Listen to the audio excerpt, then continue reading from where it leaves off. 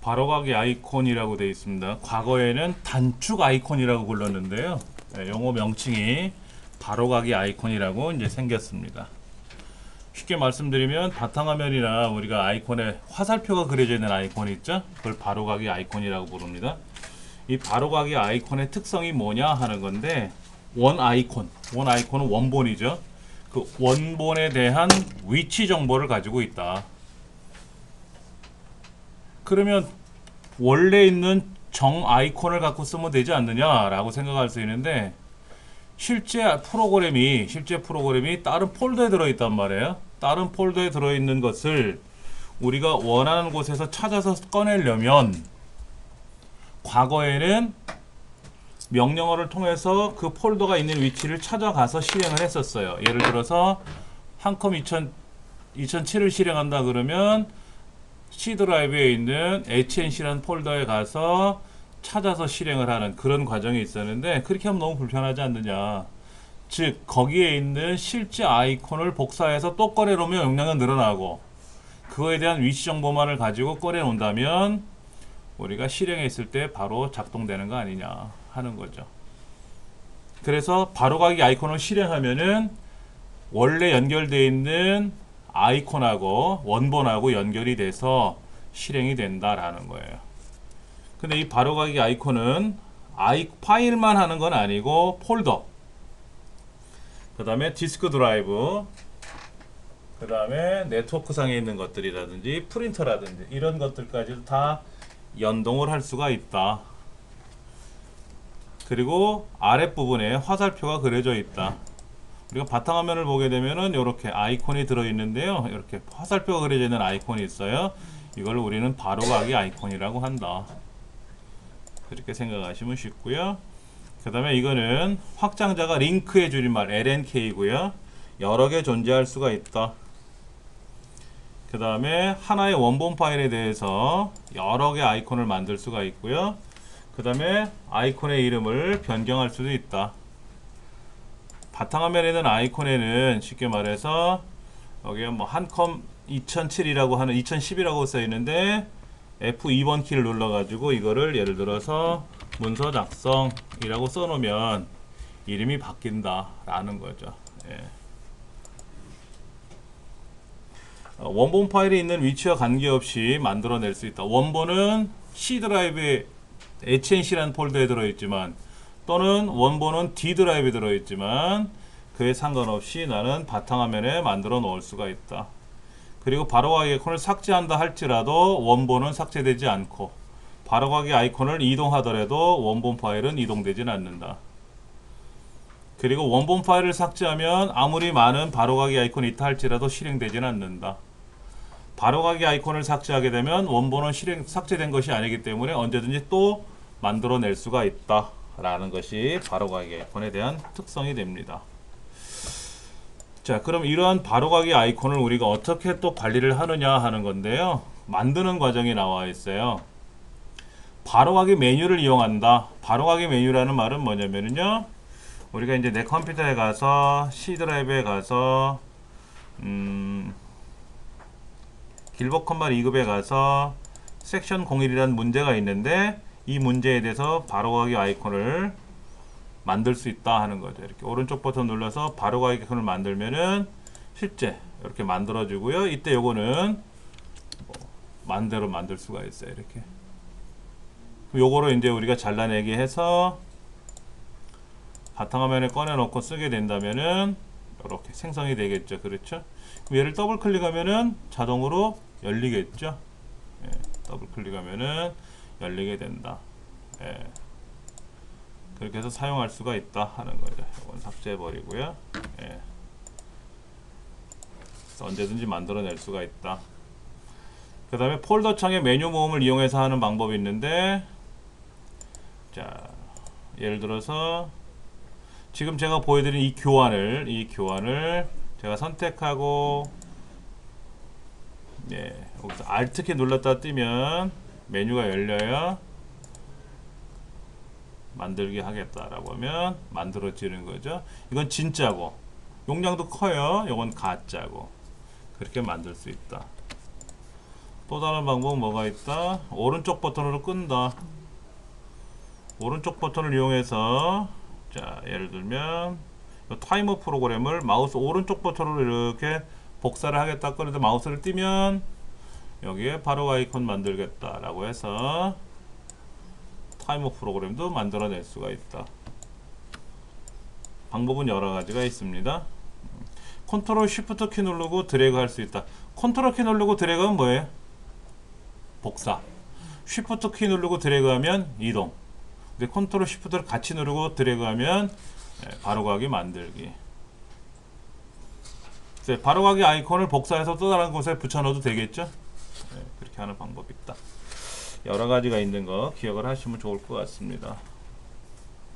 그래, 작업 표시줄. 작업 표시줄은 어디죠? 화면 제일 하단에 있는 데가, 화면 제일 하단에 있는 곳, 거기를 작업 표시줄이라고 하는데 좀 올려놨습니다. 이렇게 이 부분이에요. 이 부분 시작 버튼이 들어있는 그 줄, 얘를 마우스로 끌고 이렇게 이동할 수도 있어요. 오른쪽으로 왼쪽으로 끌고. 근데 얘가 원래 잠겨져 있어요. 잠겨져 있으니까 끌고 내려가지 못하는데 오른쪽 눌러서 잠금 해제하고 끌고 내려갈 수 있다. 잠긴 거하고 안 잠긴 거하고 차이가 있어요. 안 잠기면은요, 요 사이가 이렇게 점점점점 이런 게 나타나요. 점점점점 이런 것들이 나타나는데요, 얘가 잠그면 그 점점점점이 사라져요. 그럼 못 움직인다는 뜻입니다. 근데 못 움직인다 할지라도 작업 표시줄 속성에 가서 얘를 오른쪽, 그래서 오른쪽으로 하면 오른쪽으로 가고요, 여기서 위쪽 그러면 위쪽으로 갑니다. 얘가 해제가 돼 있으면 마우스로 끌고 움직일 수가 있고, 잠겨져 있으면 끌고 다닐 수는 못하는데, 여기에서 아래쪽 그러면은 아래쪽으로 내려가겠다라는 거죠. 자, 근데 그 작업 표시줄을 잠그겠다, 못 움직이게 하는 거죠. 자동 숨기기도 있어요. 자, 여기 가서 자동 숨기기라는 걸 한번 해볼게요. 자동 숨기기를 누르면은요, 안 나타납니다. 이게 쑥 사라져 들어가요. 근데 갖다 대면 나타나죠. 왜? 그 작업 표시줄 한 줄이라도 아껴 쓰겠다. 특히 우리가 사용하는 모니터가 와이드 모니터니까는요, 너비는 넓은데 대신에 높이가 낮아요. 그래서 어떤 사람들은 오른쪽에 놓고 쓰시는 경우도 많아요. 너비가 원체 넓으니까. 근데 그것도 그래픽 작업할 때는 그 너비를 좀 더 써야 되지 않습니까? 그래서 그럴 때는 어떻게 한다? 자동 숨기기를 해놓고 하면 갖다 대면 나타나고 마우스를 띄면 사라진다. 그렇게 할 수 있다. 그 다음에 작은 아이콘도 만들 수가 있어요. 작은 아이콘. 아이콘 자체를 작게 만들어요. 좀 작아졌어요. 그렇죠? 근데 좀 불편해요. 이게 습관이 안 됐다 보니까 작은 아이콘 만들어 놓으니까는요, 좀 불편한 점은 있어요. 이게 이제 좀 큼지막한 글씨로 보이는 게 좋은데, 이것도 하나의 고집이죠. 자기 습관인데, 전 모니터를 여러 개를 쓰니까, 하나의 모니터가 아니라 여러 개 모니터 쓰니까는 얘를 아래쪽에 내려놓고요, 주 모니터는 그렇게 쓰고, 다른 보조 모니터들은 그냥 아무것도 없이 넓은 상태로 작업하니까 상관없어요. 그래서 저는 그냥 큰 작은 아이콘 안 쓰고요, 일반 아이콘을 하고, 그 다음에 숨기기도 안 해놓고 잠금은 해놔요. 근데 이제 급하면 얘를 이렇게 높여 놓기도 해요. 두 줄로 해놓으면 뭔가 많이 나타날 수는 있는데, 그렇게 되면 좀 불편하죠. 왜냐면 공간을 이렇게 할당을 해놔야 되니까 불편한 점은 있습니다. 그래서 한 줄 정도 대부분을 이렇게 놓고요, 작업을 많이 할 때는, 얘가 예를 들어서 작업을 많이 열어 놓으면은요, 여기 있는 표시되는 항목들이 좁혀진단 말이에요. 그런데 얘 높이를 좀 높여주면은 어떻게 된다? 널찍하게 여러 개가 보일 수 있어서 괜찮다라는 거. 그런 것도 가능하다. 그 다음에 위치 정하는 거예요. 그 다음에 단추. 작업 표시를 하면 이런 거 있어요. 제가 지금 엑셀을 한번 열어볼 텐데, 엑셀을 이제 지난 시간에 열기 눌러서 했던 걸 한번 다시 볼게요. C 드라이브에 가서 길버 커머 리그에 가서 01 섹션 문제 하나 열고, 또 다른 문제를 또 하나 열어볼게요. 2번 문제 열고 또 3번 문제 열고. 자, 많이 열었어요. 지금요. 밑에 거를 잠깐 보여드리면 3개가 열려 있어요. 근데 원래 얘가 어떻게 돼 있냐면요, 이렇게 돼 있었어요. 항상 단추 하나로 표시하라 라고 돼 있으면 하나로 돼 있습니다. 위에 하나가 누르면 3개가 보이는데 이름을 모르잖아요. 그래서 저는 개인적으로 어떻게 하냐면은 표시를 안 하겠다라고 하죠. 그러면 이렇게 항상 보여요. 글자가 다 보여요. 근데 보통 이렇게도 해요. 꽉 차면, 아직은 덜 찼어요. 그래서 제가 이제 뭐 그래서 다른 프로그램 파워포인트를 한번 실행해 볼까요? 파워포인트를 실행하면은 뭐가 하나 더 늘어나잖아요. 늘어난 순간 좁아지니까 그때는 이제 몰리죠. 얘를 닫으면 어떻게 된다? 여유 공간이 생기면서 더 펼쳐질 수는 있어요. 뭐 얘를 닫는다든지 이렇게 더 넓혀지고 그러잖아요. 아예 저는 처음부터 그러지 말고 이렇게 하자 라고 하면 아예 처음부터 펼쳐진다. 이거는 습관이에요. 자기만의 습관이니까 어떤 걸 하시든 상관없습니다. 예, 어떤 걸 하셔도 상관은 없다. 요거는 이름이 없잖아요. 이게 뭔지 저게 뭔지 모르잖아요. 근데 요거 밑에 있는 걸 표시해 주면은요, 커널 2급이라고 돼 있고, 요거는 뭐 섹션 뭐라고 돼 있고 이름이 나타나니까 그것도 괜찮고. 그건 뭐 여러분 보시기 나름이에요. 어떻게 보실 건지에 따라서. 그 다음에 알림 영역. 알림 영역에 표시할 게 뭐가 있느냐라고 했는데, 시작 메뉴, 사용자 지정, 뭐 여기 도구 모음, 여기 뭐 도구 모음 표시하는 거 여러 가지, 뭐 주소를 표시할 건지 바탕화면을 표시할 건지. 그럼 바탕화면이 밑에 하나 생겨요.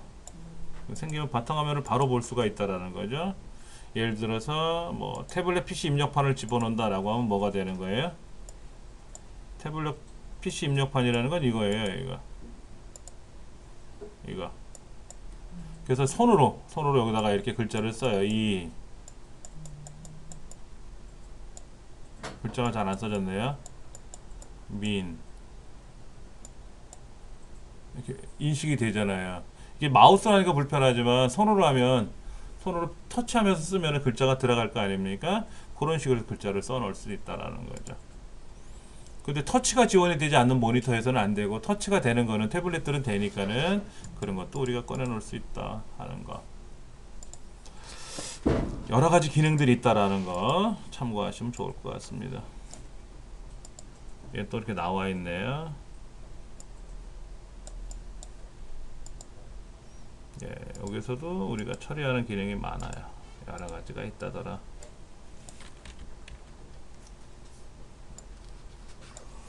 그 다음에 뭐 시작 메뉴 탭 이런 거 나오나요?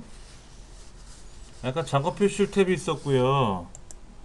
여기 보시면은 시작 메뉴도 있어요. 여기 알림 영역 사용자 지정이라고 하는 건 아까 좀 다른 건데요. 조금 전에 보셨던 거는 뭐였냐면은 도구 모음에 가서 제가 이거를 클릭했었잖아요. 근데 작업 표시를 가면 알림 영역이라고 있어요. 알림 영역이 어디냐면은요, 여기를 알림 영역이라고 합니다. 이 부분. 여기 보면 볼륨 조절하는 거, 네트워크 표시하는 거, 여기 알림 영역이에요. 지금 백신이 작동되고 있는지, 그 다음에 제가 USB 메모리를 꽂아서 안전하게 미디어를 제거하겠다고 하는 건지, 뭐 이런 것들이 여기 작동되는데, 그런 것들을 우리가 마음대로 할 수가 있어요. 특히 여기 네트워크 표시를 굳이 표현할 필요가 있겠느냐, 그냥 알림만 표시하라 라고 하면은요, 쏙 들어가 버렸죠. 그래도 네트워크는 중요한 거니까 나는 보여줄 거야, 이런 거. 볼륨? 굳이 뭐 그렇게 하겠니? 나는 그냥 숨기겠다. 알림만 표시할 건지 아니면 다 보여줄 건지. 그 다음에 난 백신이 중요해. 백신이 여기 있는데 난 백신이 중요하니까 백신을 어떻게 하겠다? 나는 항상 표시하겠다. 그럼 백신이 항상 열리는 거죠. 그럼 이 백신을 가지고 내가 사용할 수 있고, 아니면 숨겨져 있어도 얘를 숨겨놔도요, 사실은 숨겨놔도 백신에 가서 오른쪽 버튼 눌러도 돼요. 그런데 눈에서 사라지면 까먹어요. 중요한 건 꺼내놓고 쓰자 하는 차원에서 그거를 해볼 수가 있다라는 거죠. 굉장히 많아요. 굉장히 뭐가 많아요. 한컴 타자 연습하는 거, 한컴 타자 연습에 한컴에서 뭐 이런 매니저 관리 프로그램들이 돌아다니거든요. 그런 것도 꺼내놓을 건지 여러 가지 할 수가 있다 하는 거. 그 다음에 에어로피크라고 하는 건 뭐라 그랬죠? 요거다 갖다 대면 쫙 가려진다 그랬잖아요. 근데 요거를 빼버리면 어떻게 될까요? 빼버리면은 반응이 없는 대신 누르면 사라져요. 근데 과거에는 얘가 이렇게 선택되어 있을 때는 갖다 대기만 해도 사라지고 그랬었지 않습니까? 근데 에어로 기능이 사용되려면 뭐가 좋아야 된다 그랬죠? 컴퓨터 성능이 좋아야 된다 그랬잖아요. 그래서 컴퓨터 성능이 안 좋으면 에어로 기능 같은 게 불편할 수 있단 말이에요. 그때는 이거를 해제하고 필요할 때마다 클릭하면 되니까 하는 거. 그 다음에 시작 메뉴 볼게요. 시작 메뉴라는 건 뭐죠? 여기 시작 버튼 누르면 나오는 메뉴. 이거 시작을 눌렀을 때 나오는 메뉴들이 있지 않습니까? 이 메뉴들을 관리하는 겁니다. 자, 먼저 우리가 시스템 종료 하잖아요. 시작 버튼 누르면 시스템 종료라는 게 있잖아요. 근데 그거를 그냥 파워 스위치 꾹 눌렀다 띄면 돼요. 여러분 가실 때 시작 눌러서 시스템 종료 안 해도 된다라는 거죠. 시스템 종료에 걸려 있는 거예요. 근데 이거를 예를 들어서 절전으로 바꿔 놓잖아요. 절전으로. 그리고 파워를 누르지 않습니까? 그러면 처음에 꺼져 있을 때는 켜지지만 지금 켜져 있는 상태에서 파워를 누르거나, 자 이제 바뀌어요. 잘 보세요. 절전으로 돼 있어요. 아까는 시스템 종료로 돼 있었는데 제가 절전으로 바꿔 놓으면 시작 버튼 눌러도 얘는 절전으로 돌아갑니다. 그러면 절전을 누르면 무슨 현상이 발생하냐면, 제가 지금 작업을 펼쳐놨잖아요. 엑셀을 3개 열어놓고 교환을 열어놓고 무슨 작업을 하고 있는데 밥 먹고 올 거예요.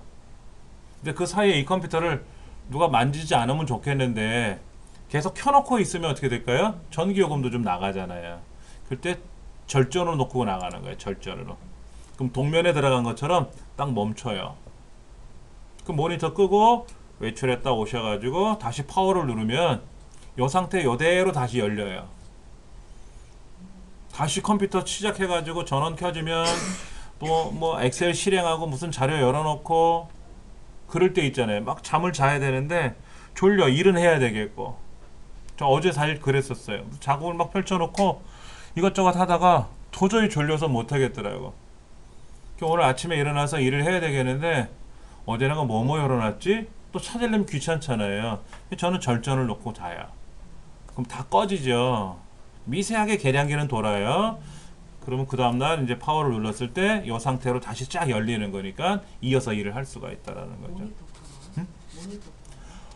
모니터는 절전 기능이 아니니까 꺼야 되고, 본체를 부팅을 하게 되면 전날 했던 것들이 절전을 놓고 이 상태로 제가 시작을 눌러서 여기는 절전을 누르잖아요. 또는 파워를 누르게 되면은 우린 평상시에 시스템 종료가 됐잖아요.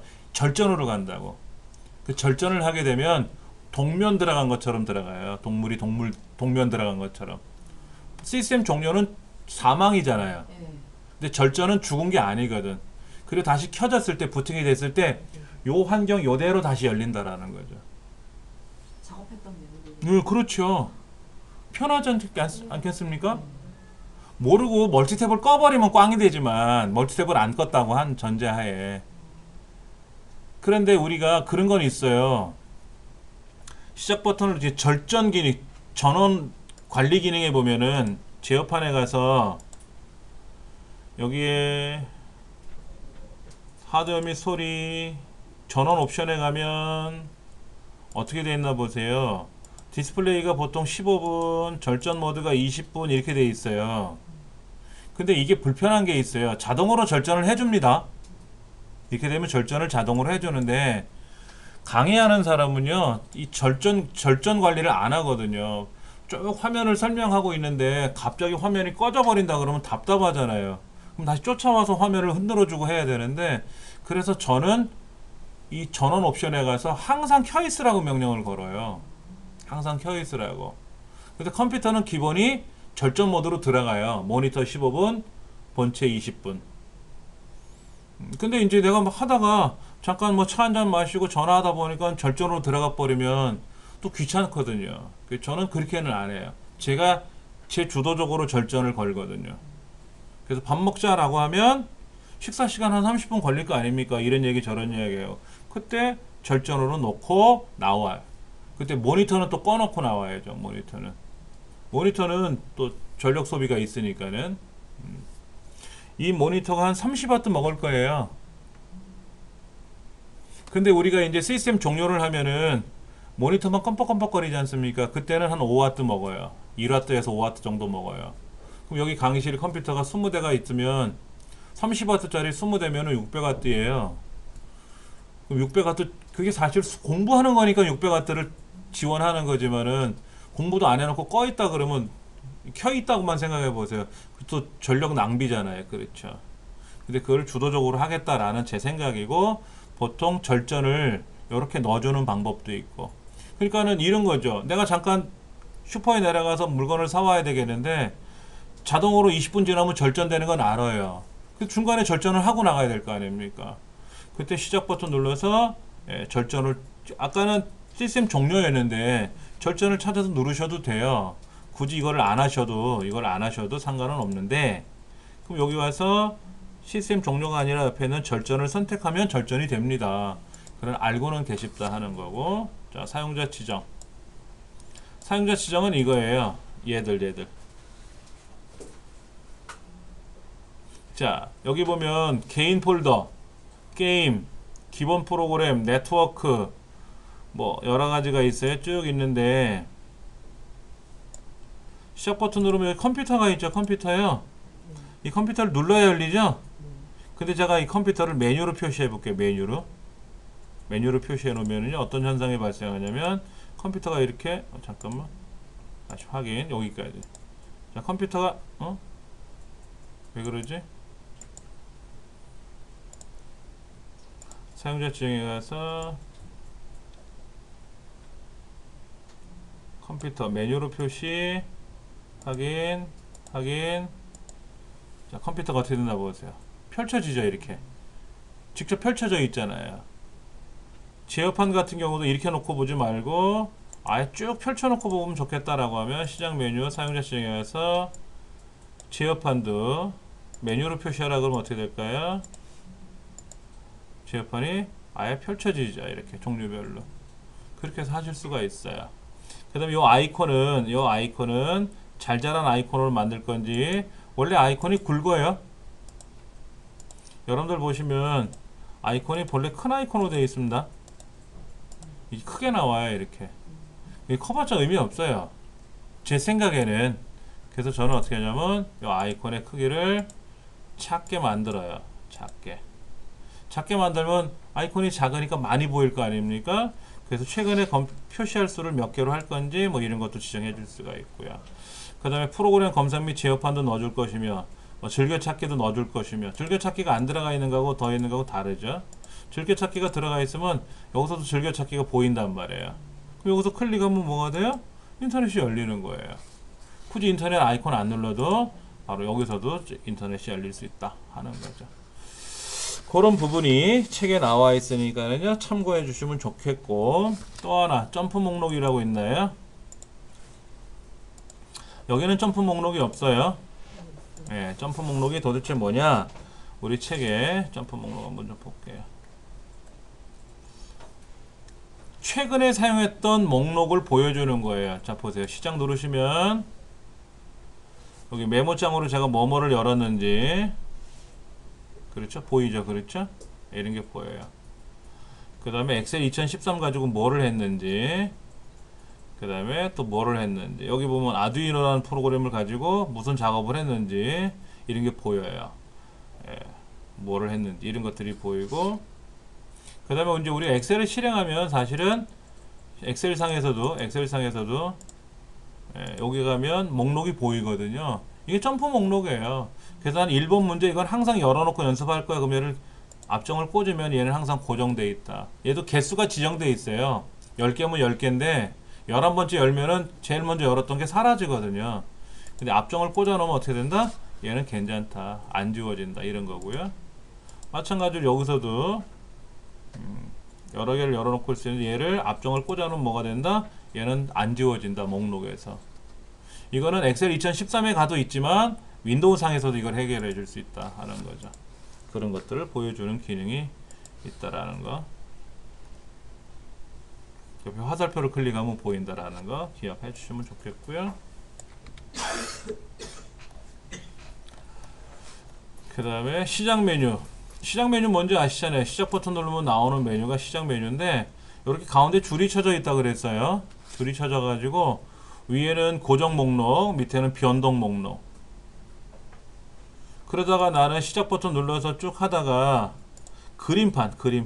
얘를 나는 항상 고정시켜 놓고 싶어 그러면 시작 메뉴 고정하시면 되는데 지금 고정이 돼 있나 봐요. 그림판 고정되어 있네요. 근데 고정을 해제하면은 사라져요. 여기에 들어와 있어. 그럼 얘를 다시 고정 그럼 어떻게 된다? 위로 올라가죠. 그 다음에 얘를 작업 표시를 고정한다 그러면 여기 있다요. 여기. 여러분 자주 사용하는 프로그램이 뭐뭐 있다고 생각하세요? 개인적으로 저는 인터넷 자주 사용해요. 내 컴퓨터 창 자주 사용을 해요. 파워포인트도 자주 사용하고요. 그 다음에 크롬 브라우저 몇 개 사용하는 게 있어요. 그래서 아무것도 안 한다고 제가 이제 프로그램을 닫아 놓으면은 엑셀은 어떻게 될까요? 엑셀을 실행하려면 엑셀을 실행해야 돼 여기 와서. 근데 얘를 작업 표시를 고정을 시켜 놓으면 항상 여기 떠 있지 않습니까? 필요할 때 클릭만 하면 촬영되는 거예요. 되게 편하겠죠? 그림판도 내가 자주 사용할 것 같으면 그렇게 해 놓으시면 되는 거예요. 그래서 사용할 때 자주 사용하는 거라면 아예 여기다 작업 표시에다가 고정시켜 놓고 쓰자 하는 것도 하나의 방법이죠. 그 다음에 여기 시작 프로그램이 있습니다. 자, 모든 프로그램 그룹 안에 가면은 시작 프로그램이라는 그룹이 있어요. 찾으셨어요? 어딘지? 자, 얘를 오른쪽 눌러서 열기 누르면 이 시작 프로그램 폴더가 열리는데 제가 여기다가 여러분들 컴퓨터 켜시면 뭐 어떤 거 하세요? 댁에서? 인터넷 하시죠? 그럼 컴퓨터 켜지고 나면 그때 인터넷 아이콘 누르죠? 그러지 말고요. 자, 여기 보조 프로그램인가요? 여기에 인터넷이 있나? 인터넷, 여기 인터넷도 있네요. 여기도 있고 저 위에도 있고. 자, 이거 아이콘을 복사해서 제가 여기다 붙여 놓을게요.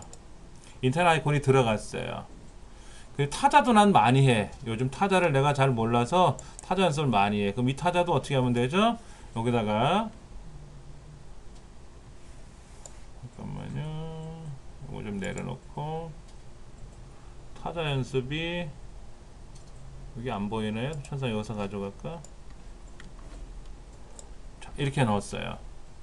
시작 프로그램 안에다가 제가 두 개를 넣어놨어요. 두 개를 뭐뭐 넣었냐면은 진짜 모든 프로그램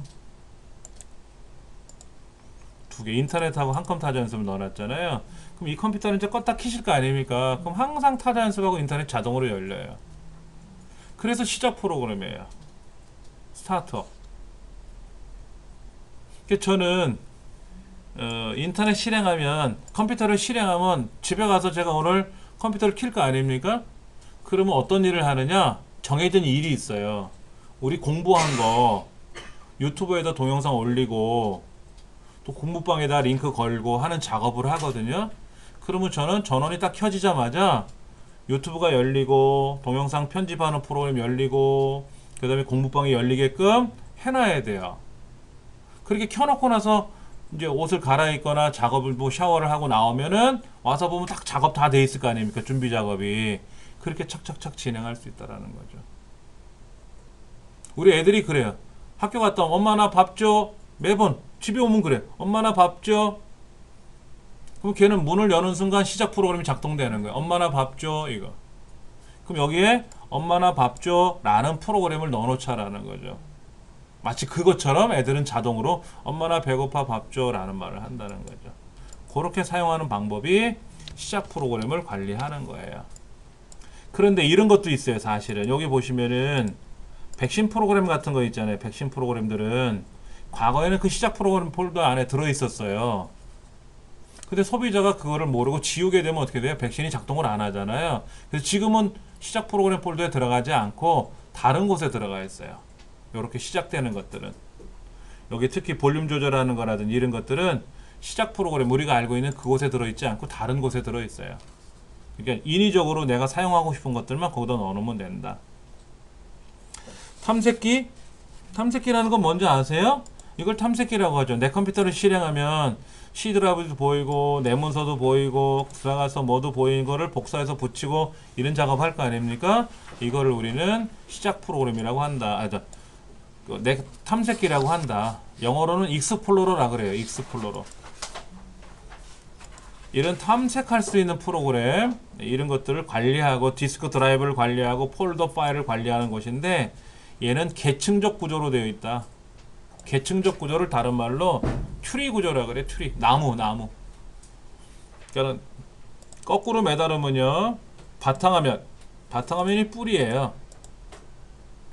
바탕화면 안에 뿌리 안에 내 컴퓨터도 보이고 네트워크도 보이고 제어판도 보이고 이렇게. 그 다음에 여기에 다른 거 뭐더라? 뭐 컴퓨터도 보이고 사용자 계정도 보이고 라이브러리도 보이고 이런 식으로 쭉 구조가 되어 있는 거예요. 그래서 컴퓨터라는 큰 나무 줄기를 클릭하니까 그 안에는 또 다른 잔가지들이 여러 개가 또 보이고 그 잔가지를 클릭하면 또 다른 잔가지들이 보이고 그래서 이제 그렇게 작동이 된다라고 보시면 되죠. 구성에 가서 구성이라고 있어요. 가서 레이아웃을 한다든지 이런 거 메뉴 몸을 볼 건지 메뉴 요 메뉴를 나는 안 볼 건지 메뉴를 안 볼 건지 보통 메뉴는 안 보입니다. 이때 Alt키 누르면 메뉴 열려요. 오른쪽 Alt 말고요. 왼쪽 Alt를 누르면 뜨면 이렇게 메뉴가 열립니다.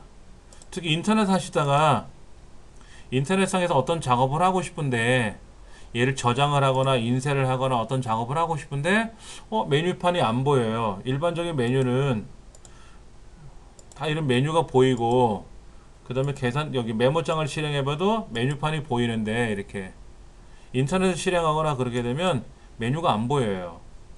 아무것도 안 보여요. 그럼 어떻게 한다? Alt키 눌렀다 뜨면 잠깐만요. Alt키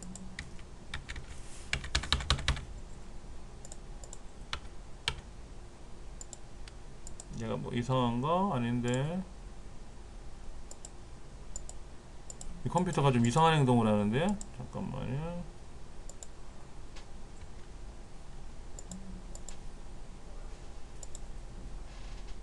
자 이런 경우도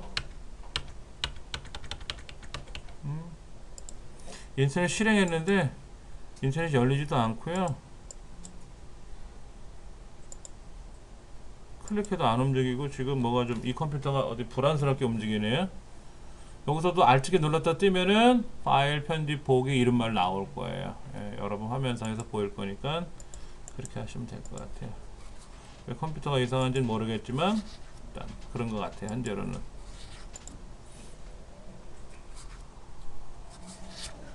그 다음에 요런 건 보여요. 요거 화살표가 새카만 화살표하고 하얀색 화살표인데 하얀색 화살표는 오른쪽을 가리키고 이렇게 오른쪽을 가리키고 얘는 45도 아래 방향을 가리킵니다. 그리고 요 하얀 거를 더블 클릭하거나 클릭하게 되면 검은 거로 변하고 검은 거를 클릭하거나 더블 클릭하면 하얀 거로 변하게 돼요. 보여드릴게요. 왼쪽에 이렇게 얘를 더블 클릭하면 선택이 되지만 더블 클릭하면 펼쳐지거든요. 펼쳐지면 이렇게 새카맣게 변하고 그 새카만 걸 다시 클릭하면 하얗게 변하고 하얀 거는 뭐다? 펼칠 게 있다. 펼쳐지고 나면 검은 거다. 검었다라는 말은 펼쳐진 것이 있다. 다시 누르면 축소 현상이 발생한다. 오므라든다. 라는 거. 그래서 C 드라이브, D 드라이브 이런 거. 예. 인터넷이 속을 엄청 세게 내요 오늘. 뭐가 문제가 있는지.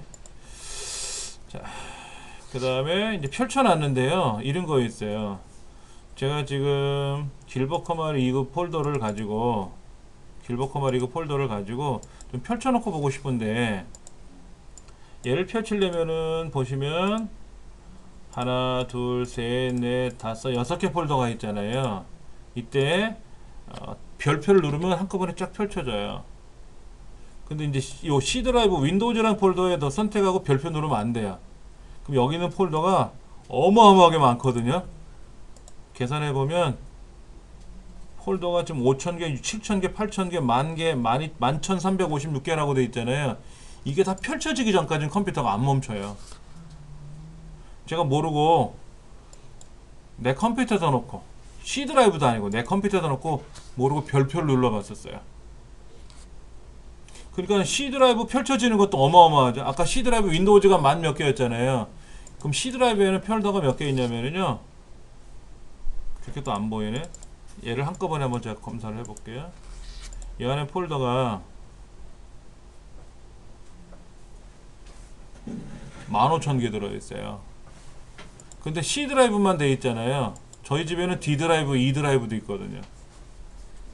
그건 용량이 2000기가씩 되는데 어마어마한 폴더가 있는데 모르고 눌렀다가 오래전에 컴퓨터가 멈추지도 않고요. 멈추지도 않고 작동도 안 해요. 방법이 없어요? 껐다 키는 수밖에 없어요. 강제로 멈춰야 되는데 왜냐면 지금 명령을 걸었잖아요. 컴퓨터는요, 사용자가 명령을 걸면 그 명령을 다 수행하고 나서 보고를 해야 돼요. 그게 원리예요. 근데 그 펼쳐지는 과정이 1시간이 걸릴지 3일이 걸릴지 모르잖아요. 완벽하게 수행을 다 되고 나면 다 펼쳤어요 라고 보고를 한단 말이에요. 그 전까지는 제가 못 건드려요. 아니면 그거를 강제로 닫아야 돼요. 근데 잘 안 닫혀져요. 아까 인터넷 같은 경우 실행했는데 인터넷 제대로 작동 안 하면 인터넷 작동이 안 되면 얘를 눌러서 닫아야 되는데 이렇게 닫혀지는 건 쉬워요. 근데 어떤 건 안 닫혀지는 경우도 있거든요. 그럼 아주 애를 먹죠. 그런 것들 좀 보시면 좋겠고요. 라이브러리라는 것은 과거에 우리가 알고 있었던 내 컴퓨터에 관리자로 가시면은 여기에 내 문서가 있어요. 내 문서. 내 비디오, 내 사진, 내 음악이라는 4가지 폴더가 있었어요. 아주 오래전에는 내 문서 안에 여기에 비디오, 사진, 동영 이런 것들이 들어 있었어요. 음악들이. 그러다가 윈도우 XP로 가면서 내 문서, 내 비디오, 내 사진, 내 음악을 따로따로 만들어 놨는데 사실 내 문서만 있는 게 아니라 공용 문서도 있어요. 내 사진만 있는 게 아니라 공용 사진도 있거든요. 그거를 라이브러리를 다 넣어버렸어요. 그래서 라이브러리에는 내 문서, 공용 문서, 사진이라는 폴더에는 내 사진, 공용 사진. 그럼 여기다가요. C 드라이브에 있는 길버 커마 리급을 난 내 문서를 여기다 넣고 싶어. 그럼 내 문서에다 집어넣으면은요. 잠깐만. 라이브러리 잘못했어요. 자, 잠깐만요. 라이브러리에다가 만들어낼 수가 있어요. 라이브러리에다 이렇게 만들어낼 수 있는데 여기다 오른쪽 눌러서 라이브러리를 하나 만들어요. 그래서 길버 커마 리급 그래갖고 여기다가 얘를 집어넣어요. 폴더를 포함시키는데 그 폴더가 뭐냐면은 C 드라이브에 있는 길버 커마 리급이다 라고 이렇게 집어넣잖아요. 그럼 여기 길버 커마 리급을 갖다 찍으면 일로 나오는 거예요. 과거에는 C 드라이브에 가서 얘를 찾았는데 이제는 바탕화면에 라이브러리가 있잖아요. 라이브러리가. 그럼 여기에 길버 커마 리급, 문서, 비디오, 사진 있는 것처럼 하나 있는 거예요. 그럼 여기서 바로 보실 수도 있어요. 그러니까 자주 사용하는 것들은 라이브러리를 만들어서 거기다 집어넣어라. 그럼 문서 안에도 사실은 라이브러리를 하나 더 포함할 수 있어요. 아까 길버 커마 리급 있었잖아요. 얘도 여기다 집어넣을 수도 있어요. 그러면 이 길버 커마 리급은 삭제하고 얘는 삭제해버리고 문서에 가면 이제는 어떻게 돼 있어요? 길버 커마 리급이 바로 있죠? 내 문서에 넣어놨잖아요. 그러니까 내 문서에다 보관한 게 아니라 사실은 다른 곳에 있는 건데 링크만 걸어놓은 거예요. 그래서 꺼냈을 수도 있다. 이런 거는 사실은 뭐 다시 원래대로 돌려놓고 본다면은 네. 정확하게 이제 C 드라이브만 그대로 살아있게끔 바꿔놓은 거죠. 내 문서에는 없어요. 이제는 C 드라이브만 가게끔. 그런 식으로 라이브러리를 만들 수 있는데 가상으로 연결해서 쓰는 건데 사용법이 쉽지는 않아요. 초보자들한테는. 이런 게 있다더라 하는 거. 그래서 시험 문제 많이 내지는 않습니다. 그런 게 있다더라. 그리고 이게 윈도우 7에 설정된 기능이기 때문에 윈도우 7이 시험 과목으로 지정된 게 얼마 안 됐거든요. 자주 나오지는 않고요. 그 전에 무슨 뭐 탐색기 기능이라든지 뭐 이런 것들은 원래 윈도우에 있는 기능들이니까 오래전부터 시험에 나왔던 거고. 그 다음에 폴더 옵션. 우리 문제지 24페이지입니다. 예, 폴더 옵션. 폴더에 대한 내용을 보는 건데요. Alt T 하고 O를 누르면 된대요. 자, 여기 길버 커머립을 Alt T O 누르면 Alt T 하고 O 누르면 뭐가 나오는데 오른쪽 눌러서 속성 누르셔도 되고요. 클릭하고 나서 컨트롤 엔터 누르셔도 돼요. 쉬프트 엔터? 컨트롤 알트 엔터 죄송합니다. 알트 엔터를 누르면 속성이 열립니다. 그래서 이 길버 커머리 이거 폴더에는 폴더가 6개가 들어있고요. 파일이 289개가 들어있습니다. 용량은 48메가 정도 들어있고요. 예. 그렇게 해서 요 안에 폴더를 가지고 대략 몇 개가 있는지를 확인할 수 있는 거죠. 예. 오른쪽 버튼으로 폴더 옵션 누르셔도 되고 알트 엔터 누르셔도 돼요. 예. 자, 그런데 이 폴더 옵션이라고 하는 것은 뭐냐면 아까 보셨던 거는 이 폴더에 대한 제가 속성을 본 거고요. 옵션을 본 게 아니라 사실은 속성을 본 거고, 옵션이라고 하는 것은 뭐냐면은 이 폴더를 어떻게 좀 보는 방법에 따라서 좀 달라질 수 있거든요. 그걸 보는 건데 구성에 가서 폴더 옵션 이걸 누르셔도 되고요. 아까 Alt키 누르면 메뉴 열린다 그랬잖아요. 도구에 가서 폴더 옵션 누르셔도 되고요. 또는 제어판에 가서도 있어요. 제어판에 가서도 폴더 옵션이라는 게 있습니다. 그래서 폴더 옵션에 가면은 이런 창이 뜨는데, 예. 메뉴 모음에 가서 도구에 가서 폴더 옵션, 제어판에도 있다 그랬어요. 이 폴더 옵션에 가면은 저는 요걸 제가 이걸 선택한 입장이고요. 여러분은 선택이 안 돼 있죠? 안 돼 있으면 어떤 현상이 발생하나 보세요. 제가 얘를 더블 클릭하면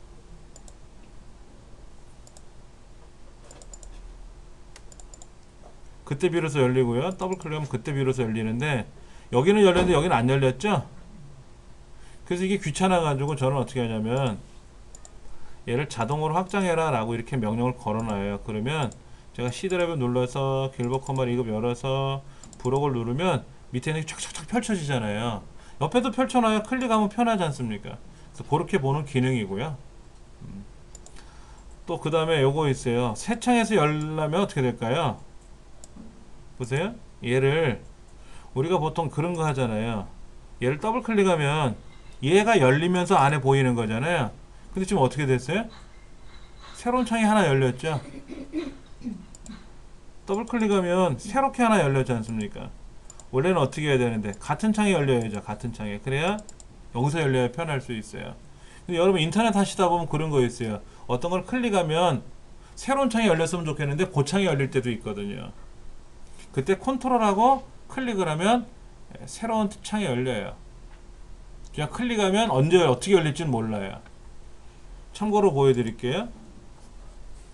자, 이 강의 일정을 누르면 어떻게 되냐면요. 이 창에 강의 일정이 열려요.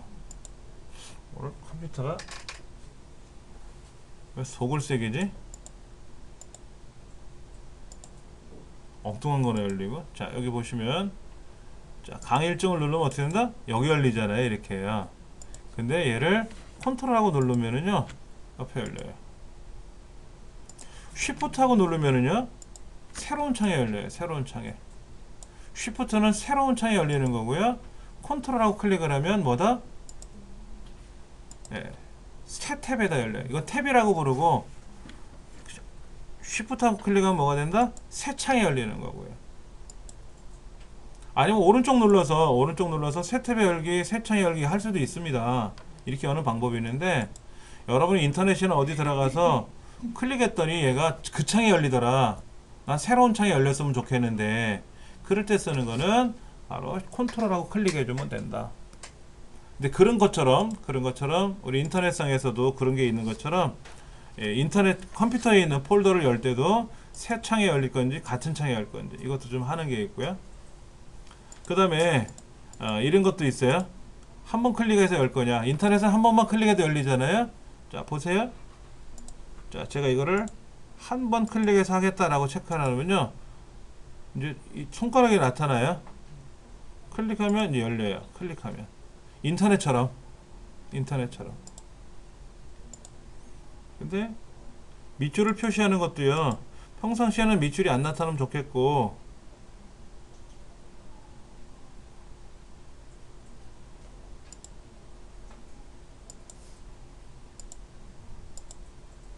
갖다 대면 밑줄이 열리면 좋겠어. 인터넷이 사실 이렇게 돼요. 인터넷이 우리가 실행을 하잖아요. 실행을 하면은 사실은 제 홈페이지도 마찬가지예요. 마우스를 갖다 대면 밑에 손가락 표시가 안 나타나는 건 있지만은 제가 손가락이 아니라 밑줄이 나타나지 말라고 명령을 걸어놔서 그런 거예요.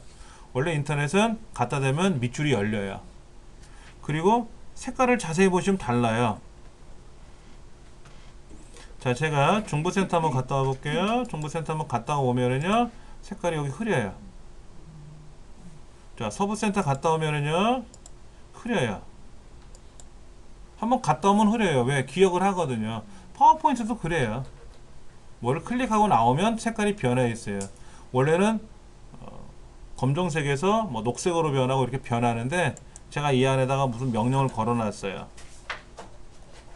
무슨 색깔로 움직이게끔 이렇게 다 명령을 걸어 놨어요. 이렇게 색깔을 뭐로 하시오, 뭐 그 다음에 밑줄 나타나게 하지 마시오, 이런 거를 가지고 이제 홈페이지를 만들어서 하는 건데, 하여튼 간에 우리 컴퓨터도 그렇게 할 수는 있다. 더블 클릭하는 게 제일 편하죠, 보편적으로. 자, 그 다음 보기.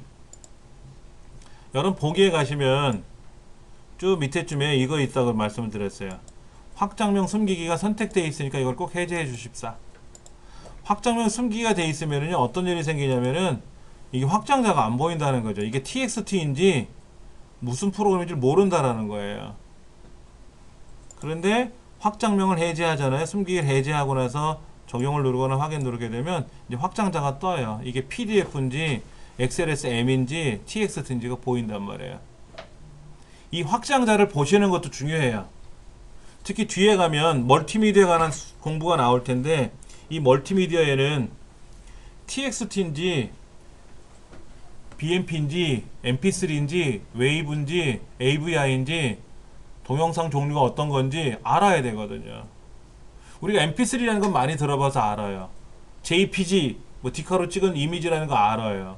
근데 그 외에는 잘 모를 수도 있거든요. 확장자를 보시는 습관을 가지셔야 됩니다. 그래서 요거를 꼭 해제해 놓으셔야 되는데, 이 강의실 특성상 껐다 키면 원위치가 되니까 좀 불편하죠. 댁에서 항상 이렇게 해제해 놓고 쓰시면 됩니다. 그 다음에 요것도 있어요. 숨긴 것도 볼 거냐? 숨긴 것도 보겠다라는 말은 뭐냐면요, 평상시엔 안 보이던 애들이 보이더라 이거죠. 이거 안 보이는 애들인데 보이는 것 같은데, 잠깐 볼까요? 여기 C 드라이브에 가면은요, 요거 흐릿하게 색깔 돼 있는 애 있어요. 아이콘의 색깔이 보세요. 이게 흐리죠? 얘는 진한데 이거 흐리지 않습니까? 이게 원래 안 보이는 애예요. 숨긴 파일 이렇게 안 보이는 애들인데 굳이 본 거야, 굳이. 왜? 어떤 게 숨어있어 안 보였던 건지, 원래 숨어 있는 거라서. 그럼 왜 숨겼을까요? 또 있어요, 여기에. 보호된 운영체제 파일도 숨기기라고 있어요. 보호된 운영체제. 이걸 해제하면은요, 자, 이제는 이런 것도 보여요, 이런 거. 이게 자물쇠통이 있지 않습니까? 이런 애들은 안 보이는 애들인데, 이런 것도 안 보이는 애들인데 보이는 거예요. 여기도 안 보이던 애들이 보이고요. 그럼 굳이 보는 이유는 뭐냐면, 뭐가 있는지 궁금하니까 보는데, 모르고 보였던 거를 삭제해버리면 큰일 나거든요. 그래서 이거는 사용자가 숨긴 게 아니라 윈도우가 숨긴 거니까 가급적 보지 마라. 그 다음에 숨긴 파일 요거는 제가 일부러 숨길 수도 있어요. 자, 보세요. 길복 컴마 2급에 요거 이거 굉장히 중요한 거라서요. 숨기고 싶어요. 이렇게. 그럼 제가 숨긴 거 한번 해볼게요. 아까 확장벽만 해제하고요. 안 보이죠 이제는요. 그럼 암호가 사라진 거예요 이 사람은. 암호가 없어졌네? 내가 모르고 지웠나? 모르는 사람은 그러겠죠? 여기 가서 숨긴 것도 봐라 그러면 어떻게 돼요? 그때 보이죠. 그럼 얘를 오른쪽 눌러서 속성에 가서 Alt Enter 아까 속성에 가서 숨긴 거를 해제하잖아요. 숨긴 걸 해제하면 보이는데 이제는 숨긴 거 말고 안 숨긴 것만 봐라 하더라도 그때는 이제 보이겠죠. 그래서 여러분이 중요시 여기는 거는 숨김 해 놓으시면 돼요. 그럼 남들이 못 알아봐요. 그래서 히든 바이러스라고 있어요. 히든 바이러스. 히든 바이러스 감염되면은요, 내가 갖고 있던 파일들이 하나도 안 보여요. 한 개도 안 보이는 거야. 근데 이렇게 해놓고 보시면 보인다 이거죠. 숨겨놓은 거니까 평상시에 숨긴 건 안 보인다 그랬잖아요. 근데 숨긴 것도 보겠다라고 하면 그때는 다 보여요. 그러니까 보이는 건 보이는데 불편하거든. 그냥은 안 보이니까. 근데 이걸 할 줄 모르는 사람은 어떻게 돼요? 아예 안 보일 거 아닙니까? 안 보이니까는 USB 메모리 고장난 줄 알고 포맷을 하거나 또 이렇게 되죠. 그러면 실제 데이터가 있는데 그럼 데이터가 사라지는 그런 불상사가 발생할 수 있고요. 이제 그거를 이제 겨냥한 바이러스도 있어요. 안 좋죠. 그렇게 되면. 그걸 해제하는 방법도 아주 불편하고 귀찮고 그래요. 여러 가지 그런 기능이 있다더라 하는 거 참고를 하시면 좋겠고요.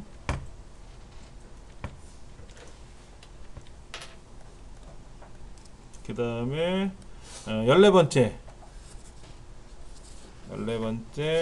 13번째 속성은 아까 뭐라 그랬냐면은 마우스 오른쪽 버튼 눌러서 속성 또는 Alt Enter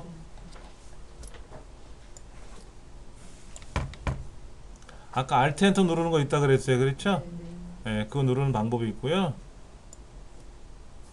그 다음에 파일 속성에 가시면은 항목을 클릭하는 거 선택하는 방법. 자꾸만 속성이래. 그 선택하는 방법은 뭐가 있는지 거기 나와 있어요. 우리 클릭하면 선택되는 거죠. 클릭하는 건 다 아시잖아요. 클릭하는 건 다 아시는데 이제 그 외 것들이 헷갈릴 수는 있다라는 거죠. 연속적 속성이냐, 연속적 선택이냐, 비연속적 선택이냐에 따라 달라지는데, 자, 먼저 보여드릴게요. 하나를 선택하고, 저 밑에 Shift하고 클릭을 하면, 어디서부터 어디까지. 그 다음에 컨트롤하고 클릭을 하면, 비연속적 선택. 연속적은 Shift를 누르고 클릭을 하고, 비연속적인 컨트롤하고 클릭하고. 전체 선택은 컨트롤 A를 누르거나, 아니면, 여기서 모두 선택 전체 선택이라는 거 있잖아요. 그렇죠? 이런 걸 해줘도 되고 반전도 있어요. 아까 요만큼 선택한 거 빼고 선택하고 싶어 그러면 반전 그럼 그거 빼고 나머지 선택하는 거죠. 역으로 선택하는 방법.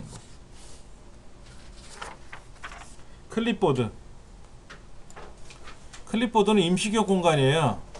임시기억 공간인데 클립보드는 어떻게 생긴 거냐면 눈에 보이지는 않아요. 근데 우리가 일상적으로 사용하는 클립보드는 다 아실 겁니다. 집게 달려있는 판때기에 스프링 달려 집게 달려있는 거 있잖아요. 연습지 집어넣고 쓰는 거 그걸 집게판 그래요. 초등학교에서는 영문 명칭으로는 클립보드. 그래서 윈도우상에 있는 기능을 내가 복사 이래가고 붙여넣기 할 거 아닙니까? 그때 복사 또는 잘라내기 하면 그때 보관되는 공간이 클립보드다. 클립보드는 한 개만 기억한다. 한 개. 가장 마지막에 있는 한 개만 기억된다. 그리고 클립보드는 주기억 장치를 사용을 해요. 자, 우리가 블럭을 잡아서 복사하지 않습니까? 그러면 이렇게 블럭을 잡아서 오른쪽 눌러서 복사 누르게 되면 얘가 클립보드에 기록이 된 거예요. 그럼 어디 가서 내가 붙여넣기를 누르는 순간 얘가 들어와 붙겠죠. 예. 근데 그 클립보드에 저장되는 내용은 주기억 장치를 사용하기 때문에 컴퓨터를 껐다 켜면 지워져요. 주기억 장치는 껐다 켜지는 순간 지워지거든요. 다시 세팅되기 때문에. 그 다음에 화면 전체 이거 제가 이거 말씀을 드렸나요? 요 화면을 프린트 스크린키 누르면 자 한글 2010에 가서 붙여넣기를 딱 누르잖아요. 그러면 요 화면이 열리는 거고요. 자 계산기를 실행해 놓고 프린트 스크린키를 누르게 되면 얘뿐만 아니라 이 겉에 보이는 것까지 다 보관이 돼요. 그래서 이렇게 저장이 돼요. 이렇게. 그러니까 나는 계산기만 저장하고 싶다. 그러면 Alt 프린트 스크린키. 그렇게 되면은 뭐가 된다? 이렇게 계산기만 따로 큼지막하게 복사가 된다. 그래서 이렇게 해서 책을 만드는 겁니다. 엑셀을 실행한 화면을 프린트 스크린키나 이런 걸 이용해서 클립보드에 저장을 해서 우리가 붙여넣기도 하고 캡처한다 그러죠. 캡처. 휴지통 많이 사용하시죠? 휴지통은 삭제하게 되면은 그때 임시적으로 보관하는 장소인데 필요할 때 복원을 하면 되죠. 근데 휴지통에서도 삭제가 되면 어떻게 돼요? 윈도우 상에서는 우리는 못해요. 근데 살릴 수는 있습니다. 내가 모르고 스마트폰에서 사진 찍었어 뭐를. 근데 모르고 삭제를 한 거야. 그럼 우리는 못 살려요. 업체에다 맡겨야 돼요. 보관하는 업체에다. 그러면 거기서는 다 살려냅니다. 자, 내 컴퓨터 USB 메모리에 중요한 정보를 넣어놨는데 모르고 삭제했어요. USB 메모리 휴지통에 가지도 않아요. 그러니까 어떻게 된다? 난리가 난 거죠. 그럴 때 보관하는 업체에다 맡기면 지금 저기 세월호에 있는 컴퓨터 CCTV 데이터가 다 깨졌을 거다. 바닷물에 오래 있어서. 그래서 국가서에다가 맡기기가 좀 불편하니까는 민간 기업에다가 맡기는 게 어떻겠냐. 전문기관에다가 그런 얘기를 하지 않습니까? 그 전문기관은 아마도 명정보일 거예요. 명정보. 대전에 있는 명정보인데 천안함도 서해 침수됐었잖아요. 그 안에 있는 하드디스크 100% 다 복원했고요. 근데 3년씩이나 있었기 때문에 어떻게 된지 모르겠지만 로봇이 다 분해를 해서 이제 복원 명령을 걸면은 기계가 다 복원을 할 거예요. 사람 손으로 하는 것도 있지만은 기계가 하기도 합니다. 근데 우리가 갖고 있는 USB 메모리나 뭐 CCTV 같은 거를 지웠다 모르고 복원하는 거는 프로그램으로 돌리기도 하고요. 사람이 기술로 합니다. 저도 나름 기술은 갖고 있어요. 근데 시간이 오래 걸려요. 그게 100% 복원이 가능할 수도 있고요. 안 될 수도 있고요. 쉽게 말해서 내가 모르고 삭제했어. 그 상태로 가져오면 100% 복원이 되는데 삭제된 거를 알고도 모르거나 또 알고 또 사진을 계속 찍을 수도 있고 또 컴퓨터 작업을 할 수도 있잖아요. 그렇게 되면 복원이 안 될 수도 있어요. 포맷은 아예 안 되는 거죠? 포맷을 해도 복원은 될 수 있어요. 내가 모르고 지웠어. 포맷을 했어. 포맷을 한 이후에 또 다른 작업을 했어. 그렇게 되면 또 안 될 수도 있고 될 수도 있고. 제가 모르고 포맷을 해갖고요. 하드 포맷을 하고 윈도우를 다시 깔았어요. 근데 그 안에 사진이 12만 장이 들어있다 그러더라고. 모르고 포맷을 한 거예요. 4일에 걸쳐서 복원했어요. 4일 동안. 그래서 13만 장 복원했습니다. 본인이 모르고 삭제한 것까지. 그래서 13만 장 복원하고 나서 겁이 덜컥 나더라고. 생각해 보세요. 4일 꼬박 잠을 못 자고요. 그거에 매달려야 돼요. 컴퓨터가 성능이 더 좋으면 빨리 복원할 수도 있고요. 제가 사용했던 컴퓨터는 좀 오래된 컴퓨터라서 복원하는데 아주 오래 걸렸어요. 그런 프로그램도 판매합니다. 프로는 비싸고요. 비싸고 몇백만 원씩 하고 또 그 기술도 있어야 되고 또 그게 아니라 그런 명정보나 이런 데는 몇십억 몇억짜리 이런 클린룸에 들어가서 로봇이 공정을 또 통해서 하는 경우도 있고요. 그런 장비는 개인이 없지 않습니까? 업체에다 맡겨야 되겠죠. 아마도 잘 될 것 같아요. 세월호 그것도 잘 될 것 같은데 한마디로 좀 걱정은 됩니다. 오랫동안 바닷물, 소금물 속에 있었기 때문에 민물에 있으면 상관이 없어요. 천안함은 뻘에 박힌 지 얼마 안 있어서 꺼내왔잖아요. 세월호는 오래됐기 때문에 모른다라는 거예요, 솔직히. 근데 그 하드디스크 같은 경우에는 하드디스크 같으면 철판으로 되어 있습니다. 금속으로 되어 있기 때문에 밀폐되어 있어요, 안에. 진공 상태로요. 그래서 아마도 견딜 수 있을지 모르겠지만 금속은 또 부식이 될 수도 있으니까 그게 또 좀 문제가 있겠죠. 하여튼 간에 그 다음에 휴지통 아이콘은 제가 뭐를 삭제하면 어떻게 되죠? 안에 모양새가 다르죠? 아이콘이 뭐가 지저분해질 수 있지 않습니까? 이게 뭐더라? 자, 요렇게. 휴지통을 제가 비우면 어떻게 된다? 깨끗해졌죠. 그렇죠? 예, 이렇게 되는 거다 하는 거. 그 다음 거. 휴지통에 삭제하면은 휴지통에는 삭제된 것뿐만 아니라 삭제된 시간이나 날짜 이런 것들도 돼 있고요. 휴지통이 용량이 있어요.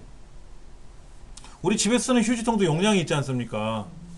거기다가 막 잔뜩 집어넣으면 쌓일 거 아닙니까? 근데 컴퓨터는 쌓이는 게 아니라 제일 먼저 삭제된 게 밑으로 사라져요. 밀어내기로.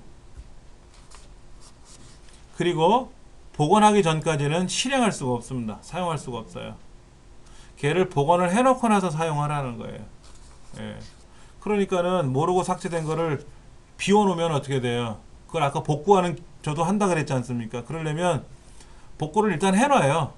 그 사진처럼 보이는 거라면 다 복구를 해놓고 그 12만 장의 사진을 다 일일이 열어봐야 돼요. 열어봐야 돼요. 이게 실제 사진인지 사진이 깨졌는지 안 깨졌는지 이런 것들 힘들 수도 있죠. 솔직히. 자, 휴지통에 보관되지 않는 경우가 있습니다. 어떤 경우가 보관되지 않느냐면 플로피 디스크에서 삭제한 건 안 가고요. USB 메모리도 삭제하면 휴지통에 안 갑니다. 그 다음에 도스 모드라 그래서 여기 보면 이렇게 옛날 잘못했다. CMS CMD 이 옛날 명령어가 이렇게 되거든요. 이 상태에서 모르고 삭제 명령을 걸면은요 휴지통에 가질 않아요. 휴지통은 윈도우에서 삭제 명령을 걸어야 가는 거거든요.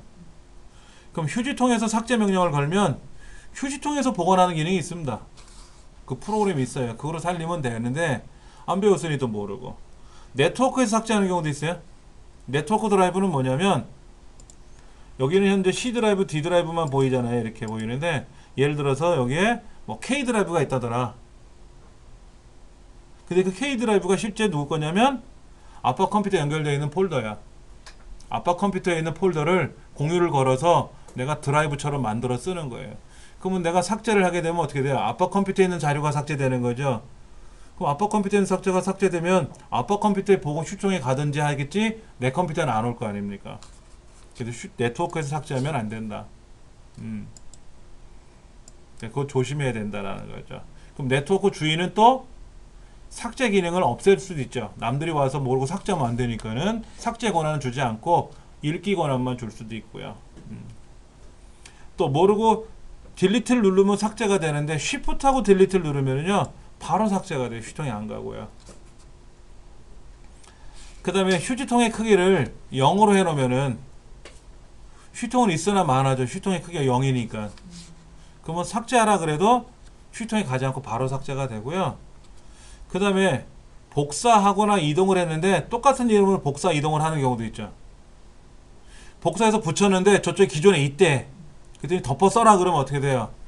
예전 게 사라지고 기존 게 들어가는 거거든요. 그럼 그 이전 거는 그럼 못 살려요. 그럼 못 살립니다. 그러니까 예를 들어서 이럴 수도 있어요. 비자금 관련된 자료를 검찰이 온다 그러니까는 숨긴단 말이에요. 삭제를 하잖아요. 그 삭제한 거 재핀다니까. 근데 아무것도 안 들어있는 상태로 복사해서 덮어씌우면 어떻게 될까요? 그럼 못 살려요. 과연 못 살릴까? 그거 못 살리면 검찰도 아니죠. 그렇죠? 예. 그러니까 여기서 말하는 거는 우리 기술로 우리 윈도우에 있는 기능으로는 안 된다라는 거지 뭐는 안 되겠습니까? 그렇죠? 예. 자, 영구 삭제하는 방법은 뭐냐면요 휴지통을 비우거나 휴지통 속에 있는 거를 선택하고 삭제를 하거나 이렇게 되면은 휴지통에서도 마저 삭제가 되면 그때는 못 살린다. 복원하는 방법은 뭐가죠? 휴지통에 가서 복원해라 그러면 되고요. 휴지통에 가서 걔를 다른 데로 끌고 가도 돼요. 밖으로 끌고 오면 그쪽으로 복원이 되고요. 근데 복사 붙여넣기는 없습니다. 휴지통에는. 잘라내기 붙여넣기는 있어요. 휴지통에 있는 내용을 잘라내기 해서 원하는 곳에 가서 붙여넣기 하면 그것으로 복원이 되는 거예요. 편리할 수는 있어요. 여기 복사로는 안 된다 그랬어요. 잘라내기만 된다 그랬습니다.